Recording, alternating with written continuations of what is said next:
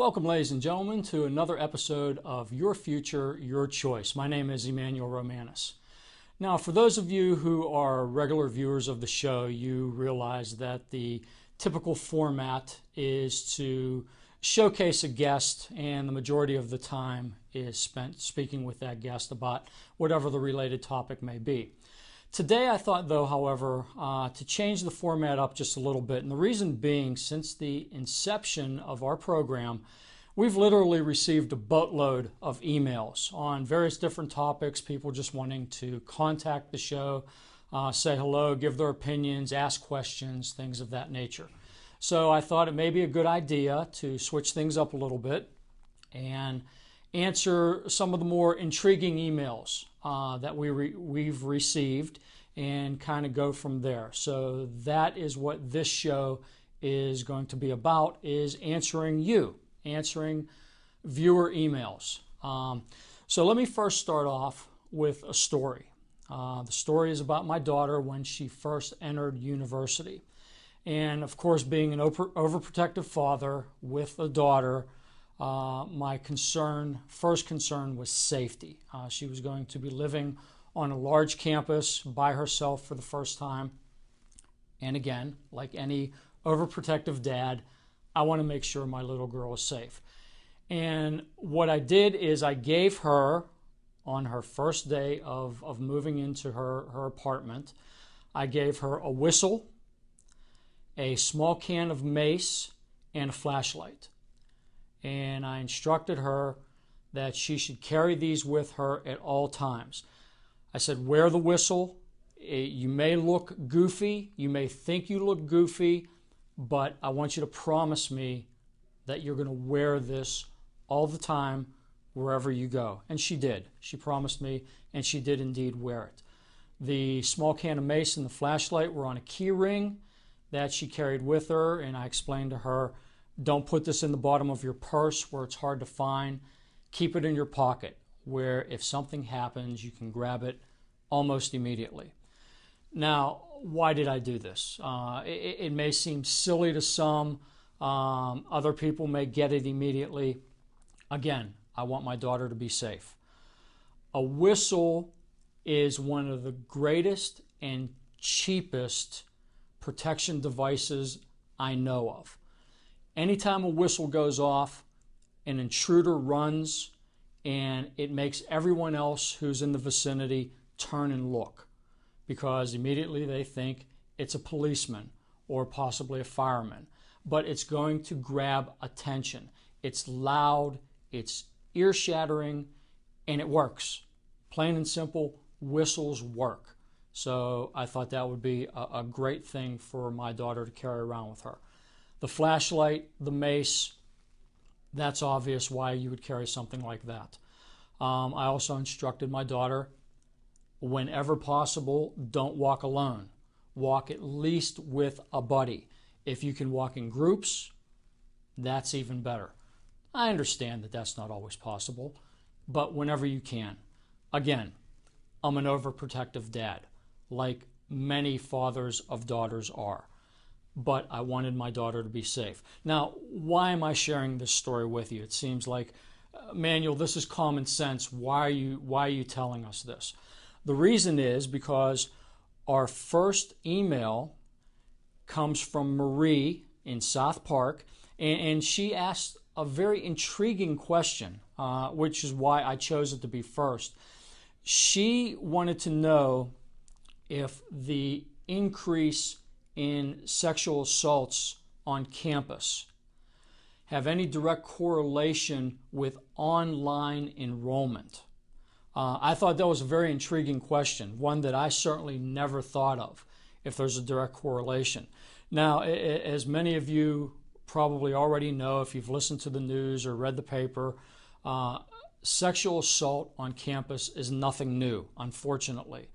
But it has come to the forefront in a big way because of small groups, primarily of women, who have used social media and have thrown it into the spotlight and have literally forced representatives of the schools, of our political process, to take notice and do something about this.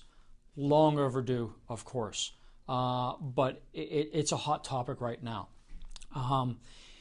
The White House report of April 2014 found that roughly 1/5, 20% of women on college campuses have been sexually assaulted in one form or another. 1 out of 5. That's ridiculous, and it should not be tolerated. Does it affect enrollment? More specific to Marie's question, it does. There are numerous studies out there. One that I pulled out, Dartmouth and Amherst colleges. Their enrollment last year fell 14 and 8% respectively after recent high-profile sexual assault cases were brought to light on those campuses. So enrollment on campus is definitely being affected, if not across the board, among many of the colleges and universities. Is it affecting, though, online enrollment? Unfortunately, I don't know. I've looked for any type of research, any type of data on that specific question, and there doesn't appear to be any. No one seems to be tracking that. So I honestly, Marie, I have no idea if it's affecting online enrollment per se. My guess is, having worked with online students, is that it probably doesn't hurt. The reason being, taking classes online or actually attending a physical location is really like comparing apples and oranges. There are trade-offs to both. Online classes, obviously, you have the convenience factor. Very popular among working folks, very popular among rural folks who don't have easy access to drive back and forth to a campus or live on a campus-like setting. Now, obviously, the trade-off to that is you miss face-to-face interaction, you miss physical peer group interaction, physical discussion with your professors, with mentors, things of that nature. You have that somewhat in an online fashion, but it's not the same. Again, and I've said this before many times, nothing can replace physical, look you in the eye, shake your hand to hand, face to face networking, physical contact. There's no substitute for that, regardless of how good the technology is. But does sexual assault on campus, is it driving online enrollment up? There doesn't seem to be any data on that, so I honestly don't know. What I do know is U.S. News and World Report that puts out the best college guide and the best college rankings. For the first time in the new rankings that will be coming out, they're going to list campus crime data as a part of their calculation. So this is being taken seriously. It's starting to be incorporated in how colleges are viewed, how they're ranked, to give the consumer a little better idea of, hey, this is part of the process of choosing the right school for my son, my daughter. So it is being looked at. But again, Marie, as far as your specific question, I can't find any data one way or the other to see if specifically sexual assault on campuses is driving online enrollment in any way, shape, or form. But I thought the question was very intriguing. I think it's something that should be studied. If I was an online school, especially some of these for-profit colleges that do nothing but online classroom, offer nothing but online classroom work, this is something that I definitely would be looking into and getting data on. because again, if there is a direct correlation, that is a tremendous marketing tool as to why someone should possibly consider online courses as opposed to physically attending classes. So Marie, thank you very much.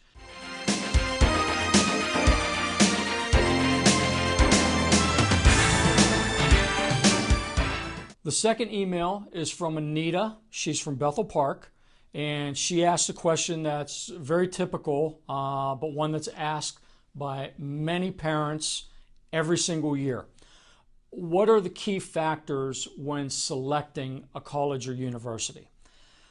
Anita, they vary. What really the question is how you and your family and your child weight the factors. The typical things, location. Do you want to commute back and forth to school? Do you want to live there? Do you want to be out of state? Some children want to get as far away from their parents as they possibly can. Others don't want to give up the convenience of the big screen TV and having mom wash their clothes and cook their meals for them. So location obviously is something that you're going to consider. Housing. If you are going to live on campus, housing affordability is obviously something that is going to matter very much to you. Are you going to live on campus? Are you going to be forced to live on campus? There are many universities for freshmen and sophomores. They are required to live in the dorm rooms. They don't have a choice. Once they get to the junior and senior year, they can opt out to their own apartment or whatever the case may be. So you have to look at those factors. Is it affordable? Are there going to be roommates? Am I going to have my own place?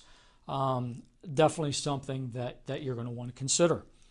Tuition and fees, obviously. Can I afford the place? A lot of colleges and universities will boast a low tuition fee, low per credit fee to entice people to take a look and come in. But then on the back end, they will fee you to death. A fee for this, a fee for that, a surcharge for this.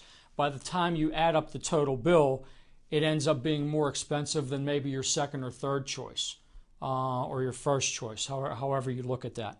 So that's something you definitely have to look at.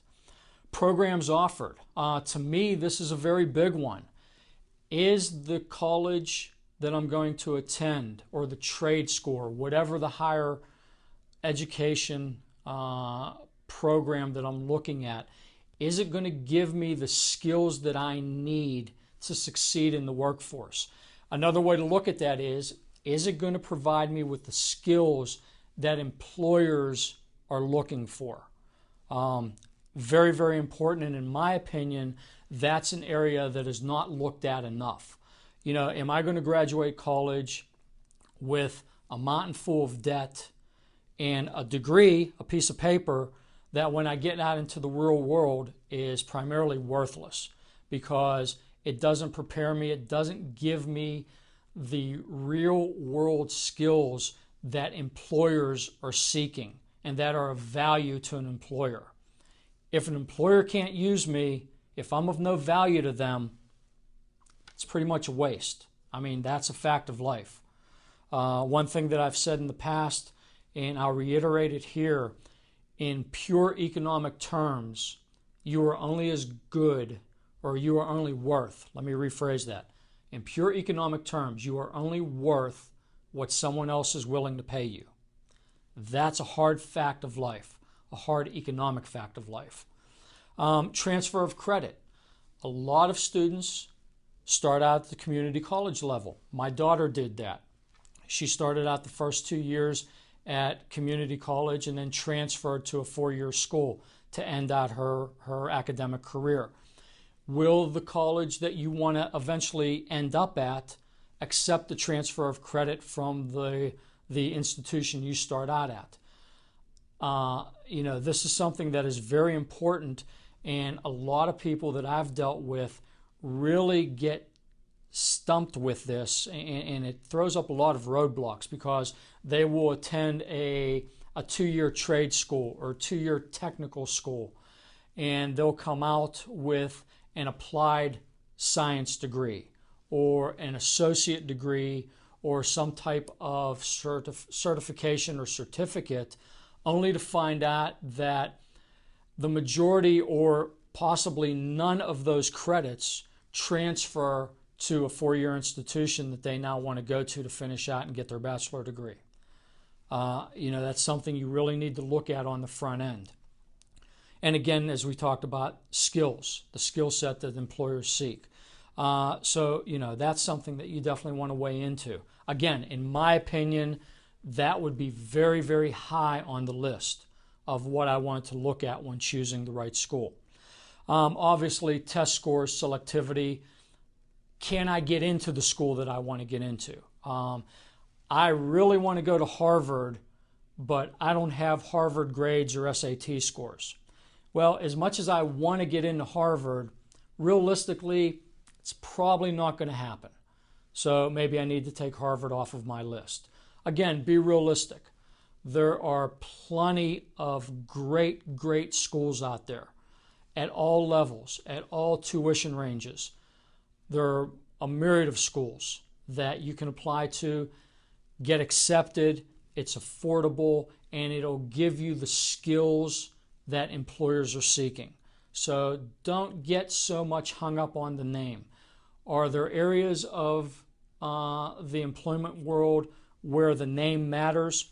Absolutely. A Harvard law degree still holds cachet in certain circles. A Wharton MBA or a Stanford MBA definitely still holds cachet in certain circles. But for the vast majority of people, that's not going to matter nearly as much as the skills that you have when you come out of school, so you can go directly into the workforce, apply those skills, and be of an immediate asset to your employer. That's what employers are looking for primarily. They want somebody that can come in, seamlessly transition, learn their internal systems, and make an immediate positive impact to their organization and their clients. Is the school you're attending going to give you the knowledge, the education, and the skill set to be able to do that? That's what's going to get you hired more so in most cases than the name of the school that you've attended. Obviously, the majors offered. That goes in with skill set. Campus life. Is that something that's important to you? Sports, activities, alumni association. One thing that I learned through my daughter who went to Penn State, they have one of the largest alumni associations in the nation. She is now in Los Angeles. If you are planning on leaving your hometown, leaving Pittsburgh, and traveling, moving across country, moving to a different state, a large alumni association may be of an advantage to you. Now, how far you get with that alumni association, again, it's like anything else. You have to be active, you have to network, things of that nature. But again, if you're going to be traveling the world, traveling the country, definitely moving away from home, that may be something that is high priority on your list and something you want to take a close look at. It may be something that's important to you in choosing the school. Support services, career services. Again, is that something that's important to you?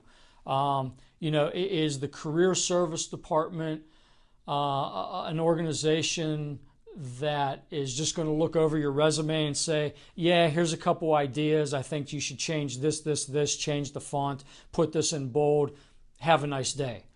Or are they someone who actually has inroads with employers that can actually set up internships for their graduates? Are they someone that is a funnel for various employers throughout the region, throughout the nation, and can actually have a bona fide impact in, if not landing you a job, at least getting you a bona fide interview? instead of just, yeah, we'll send your resume and hope that they call you. Like anything else, some career service departments, some student service departments are much better, much more connected than others. How important is that to you? Diversity. Is diversity something that's important? I think it is. People that grow up, well, I'll take my own children. My children grew up in Upper St. Clair, a neighbor to Bethel Park. I've always said, and many agree with me, some don't, Upper St. Clair children grow up in a bubble.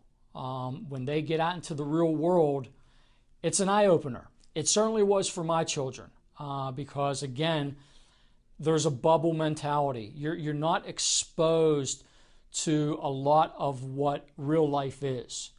Once you get out into the real world, you go to college, you start interacting with, people from all different socioeconomic platforms, people from other religions, ethnicities, whatever the case may be. If you're not used to that, it's a little bit of a culture shock. So, do you want a place that really is diverse in its population, that has programs that really encourage diversity to make it more easily attainable to, again, seamlessly transition into the real world? Or there are a lot of people on the flip side of that coin that they kind of like to stay in that bubble. They want to go to a place and associate with like-minded individuals.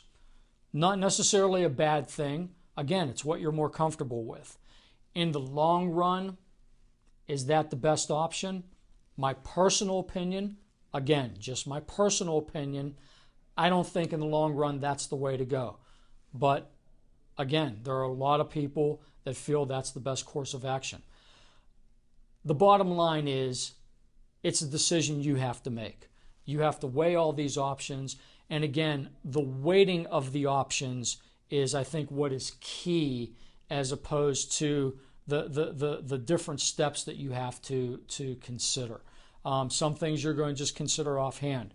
You may be one of those people where, mom and dad can afford to pay cash for your school and you don't have to worry about student loans. Fantastic. God bless you. I wish everybody was in the same boat. So obviously finance is not something that you need to worry about. But again, the things that you do need to consider, I think it's how you weight them that is really going to determine which college, university, trade school, whatever the case may be, institution of higher education is going to be the best fit for you. That was kind of a long-winded answer. I hope, Anita, that kind of helps. My personal opinion, when I work with people, what I tell them to do, because I've had a lot of success with this format, is first what you want to do is you want to identify your likes and your strengths. The worst thing you can do is get into a mundane job that you simply despise. Your life is going to be miserable, and it's a recipe for disaster. So what do you like to do? What are you good at? Identify those things first. Next thing is identify future job growth. Where are the jobs going to be in the next 10 to 20 years? What's going to be hot? What isn't going to be hot? I may really love baking, but the growth rate for bakers is anemic. So, unless I have the determination and the financial backing to open up my own bakery and the time to really get into it and try to make it go, if I'm just looking for a job as a baker, not a lot of growth there.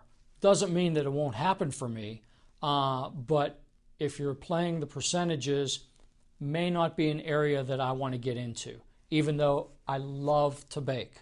Once you identify your strengths and weaknesses, once you identify where the future job growth is going to be, match the two together. Try to find a job that will utilize utilize your strengths, utilize your likes. That way, it doesn't end up being a job. You show up every day doing something that you just love to do. Ideally, that is the recipe for success. And then once you've matched that, you want to identify schools that are, number one, affordable, number two, that you can get into, you're qualified to attend, that are accredited. That's something that most people take for granted. There are a lot of schools that exist, make a lot of money, issue a piece of paper, but are not recognized by the U.S. Department of Education as being accredited. Bottom line, you pretty much can't do anything with that piece of paper. So you want to make sure that the school is accredited. But again, in my view, the number one thing that you want to find when selecting a school is, are you going to be able to get this knowledge, the education, and the skills that employers are seeking? So once you put those together and you follow that four-point process, I think that's a great recipe for success. I've had a lot of luck with that in the people that I've worked with over the years. Again, it's a four-point map. Identify your likes and strengths, identify future job growth trends, match 1 and 2 together, and then identify eligible, affordable, accredited schools that will give you the skills that you need that employers are looking for. So hopefully that'll do the trick, or at least, if you don't follow those 4 steps in specific fashion, at least hopefully I've given you a guideline or a roadmap of what to look for and again, what's important to you. So with that, stick around and we'll be right back.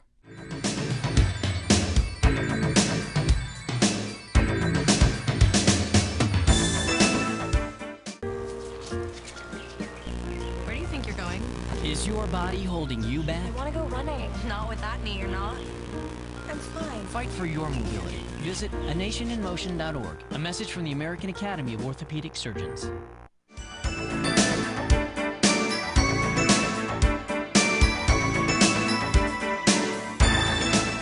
I hope that this was informational and educational. I hope it was a little bit of fun. I know usually that you don't expect to listen to me for 30 minutes just talking and rambling on. One of the reasons why I really like to have guests on the show is for that reason. That way we can mix it up. You can listen to somebody else. We can get some back and forth going. Makes it usually a little more entertaining for the viewer. Certainly makes it more entertaining for me because I'm not just sitting here rambling away. But again, the boatload of emails that we've received, I thought it may be a good idea to answer a couple of those, change things up a little bit. So hopefully it was fun for you. I enjoyed it. I didn't know if I could make it 30 minutes, but evidently we did. So with that, I hope to see you again next time. And remember, as always, it's your future, your choice. If you want to contact the show, you can email us at yourfutureyourchoice@outlook.com, and we'll see you next time. Thanks for watching.